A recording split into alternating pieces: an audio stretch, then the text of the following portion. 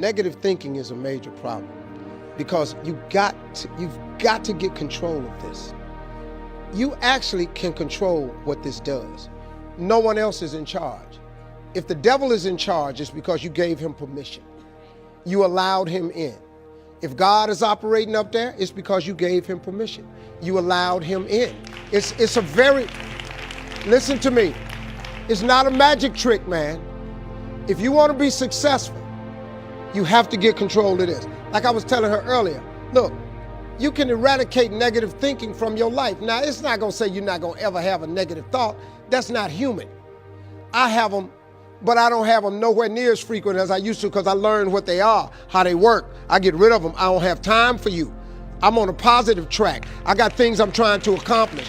I'm trying to be successful and I'm trying to be happy.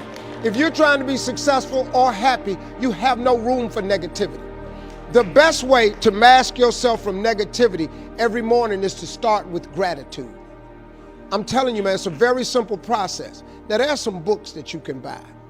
There's Norman Vincent Peale's The Power of Positive Thinking. It's a very old book. It's only in paperback. It's called The Power of Positive Thinking by Norman Vincent Peale. I read this book when I was 20. It started the process to change in my life. Then I read a book called The Magic of Thinking Big. It's by David Schultz.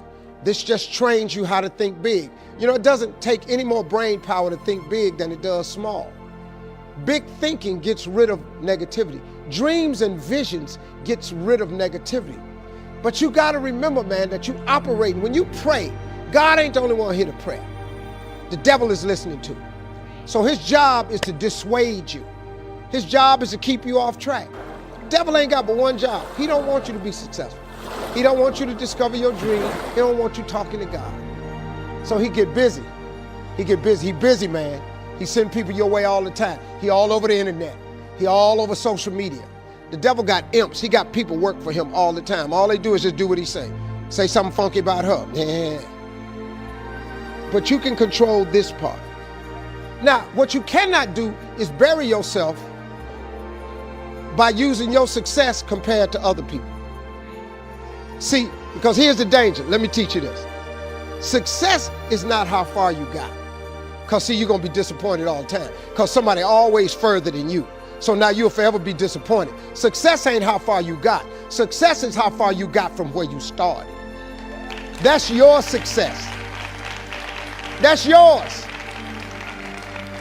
You can be successful. But if you constantly looking at somebody else, if I look at Oprah money, I start feeling bad about me. Because I ain't got Oprah money, man. Oprah got $1 billion. I don't have nowhere near no $1 billion. But you mean to tell me that I ain't smart enough to go? But daily, you have to prime yourself. You have to do something for 10 minutes minimum. If you don't have 10 minutes, you don't have a life. And ooh, that's so good. I mean, I just like, you got to do it, right? That's good. If you don't have 10 minutes, you don't have a life to give to priming yourself. That's right. You And if you want a prime life, you want a beautiful life, Yeah. you want a beautiful family. Oh, I love that you But say I do. that. It's the first time I wake up in the morning. Yeah. People always ask me, how are you so up all the time? But part of it is I attend all these seminars. Yes. I teach all this. But the real reason is You prime yourself. I prime myself. That's what I've done for years. It's like I change my body, this radical breathing pattern or movement. There's many ways to do it. But then I do 10 minutes, and I do. It usually goes more because I'm enjoying it. Yeah. But 10 minutes is how I get myself to do it. 3.5 minutes of pure gratitude about 3 things. And I pick one of those 3 to be simple because I don't want to be the astronaut that, he went to the moon, that was his idea of adventure, and then they all come back and were depressed because what do I do for the rest of my life? Yes. So the wind in my face, my children's faces, anything. And the reason for gratitude is the 2 emotions that mess us up the most are fear and anger. Yeah. And you can't be grateful and fearful simultaneously. They don't go together. And you can't be angry and grateful simultaneously. So if you literally start your day cultivating that, this is the part I was talking about, creating a highway to happiness. Yeah.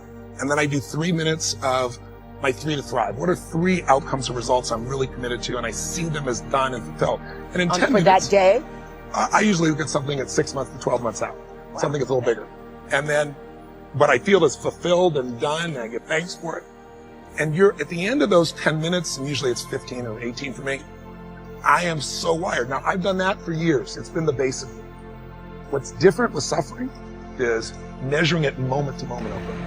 And then the third one for me is, okay, how do I love more? Because love to me is an action. It's not a word. It's not an emotion. It's like If you love, you act accordingly. So love, and what can I do in a loving way, and what can I be grateful for? And that little 3-step process ends the suffering.